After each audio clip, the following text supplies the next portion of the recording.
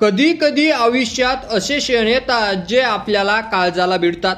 जेव्हा एक नवविवाहित जोडप्याचं स्वप्नमय आयुष्य सुरू होण्याआधीच कर्तव्याची हाक येते आणि त्या हाकेला ओ देऊन एक सैनिक रणभूमीकडे निघतो।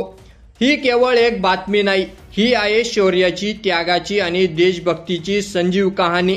ही आहे मनोज पाटील यांची जळगाव जिल्ह्यातील एक सामान्य गावातला पण असामान्य धैर्य बाळगणारा जवान, ज्याने लग्नाच्या 2 दिवसात पत्नीला, कुटुंबाला मागे टाकून देशासाठी आपली वर्दी पुन्हा अंगावर चढवली।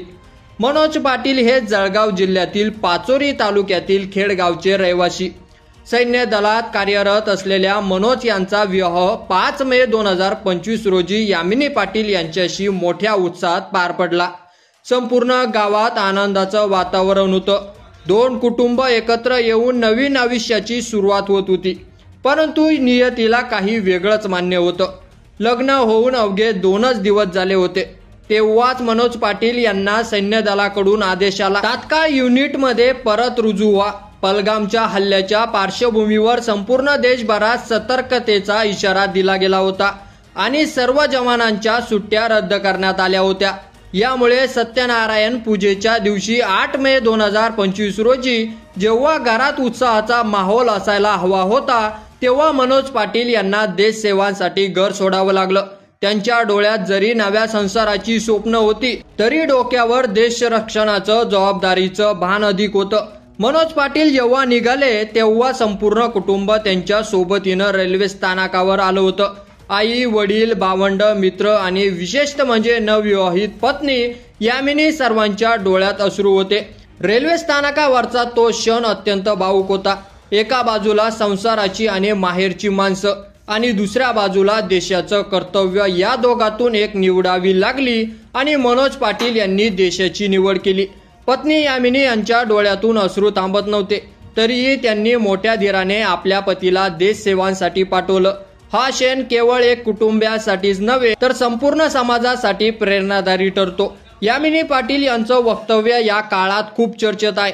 त्या म्हणाल्या, आज आमच्या सत्यनारायणाचा विधी होता, पण मी पतीला देशसेवांसाठी पाठवत आहे, याचा मला अभिमान आहे। कुटुंबापेक्षा देश आणि देशाचं संरक्षण महत्वाचं आहे। अशा शब्दातून एका नवविवाहित स्त्रीचा राष्ट्रप्रेमाची भावना दिसून येते।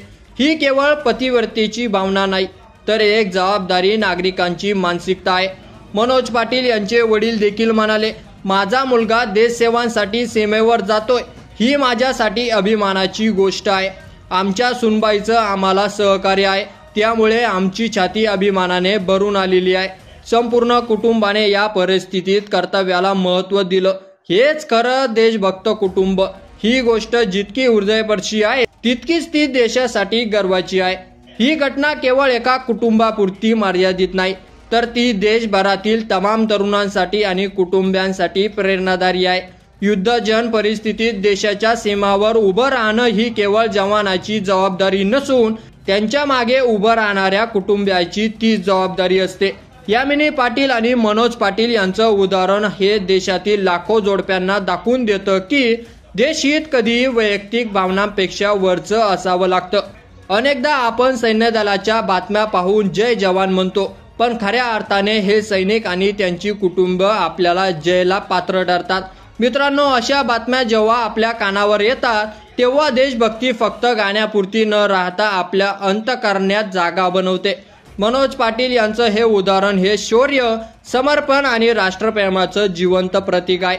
युद्ध असो व शांतता, सैनिक कायम देशासाठी सज्ज असतात आणि आपण नागरिक म्हणून त्यांचा सन्मान, त्यांच्या कुटुंबियांचा आदर हे आपलं कर्तव्य आहे। या व्हिडिओच्या माध्यमातून आपण सर्वांनी ही प्रेरणादायी कहाणी अधिकाधिक लोकांपर्यंत पोहोचवावी।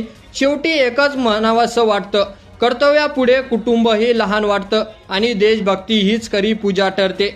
जर तुम्हालाही मनोज पाटील आणि त्यांच्या कुटुंबियाचं हे त्यागमय योगदान अभिमानास्पद वाटत असेल, तर या व्हिडिओला लाईक करा, शेअर करा आणि चॅनलवर नवीन असाल तर चॅनलला सबस्क्राईब करा। धन्यवाद।